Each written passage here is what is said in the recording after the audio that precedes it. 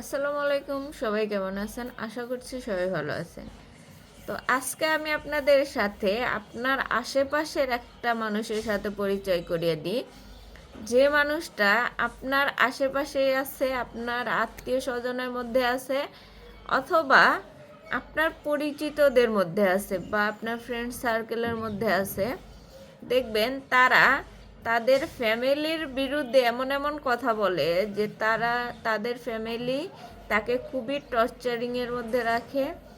তার কোনো দোষ নেই, সে একদম নির্দোষ। তার তার যে ফ্যামিলি তাকে খুবই মেন্টালি প্রেশারের মধ্যে রাখে, এবং সে আপনার কাছে তার যে এইসব সিম্প্যাথি দেখানো কথা সেগুলো আপনার কাছে বলে, এবং আপনাকে এমনভাবে ট্রিট করে মনে হয় যে আপনি তার কাছে না জানি কত গুরুত্বপূর্ণ।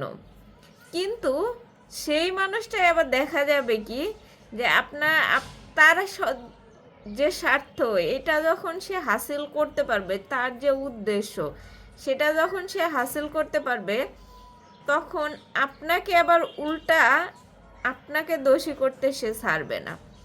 সে যেমন তার ফ্যামিলিকে দোষী ভাবে, যে তার ফ্যামিলি এটা করে ওটা করে, তার বিরুদ্ধে এটা বলে, তার এটা করতে দেয় না ওটা করতে দেয় না, মানে এই কথাগুলো আপনার কাছে এসে বলে অ্যাজ এ ফ্রেন্ড হিসেবে, ফ্যামিলি হিসেবে, অথবা আত্মীয় হিসেবে, যে কোনো রিলেটিভই হোক।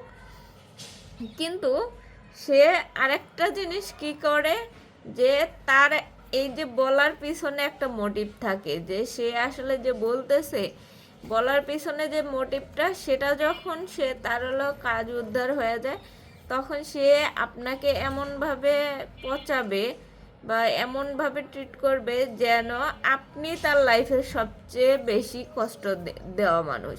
মানে আপনার কাছেই সে তার কষ্টের কথা বলবে, আবার দিন শেষে মানে তার স্বার্থটা যখন হাসিল হয়ে যাবে, তখন আপনাকে আবার দোষী বানায় ফেলবে।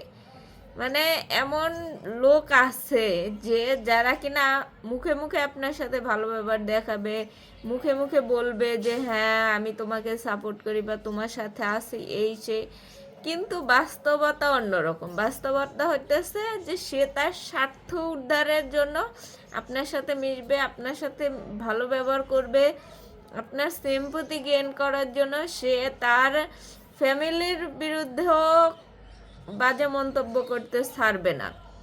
তো এরকম মানুষ আমাদের আশেপাশে, আমাদের আত্মীয় স্বজনের মধ্যে বলেন, বন্ধু বান্ধবের মধ্যে বলেন, বা আমরা যাদের সাথে মিশি তাদের মধ্যে প্রচুর লোক আছে যারা কিনা আপনাকে মুখে মুখে ভালো বলবে, আপনার পিছন থেকে আবার আপনাকে ছুরি মারার চেষ্টা করবে। যাই হোক, সবাই ভালো থাকেন, সুস্থ থাকেন, আল্লাহ হাফেজ।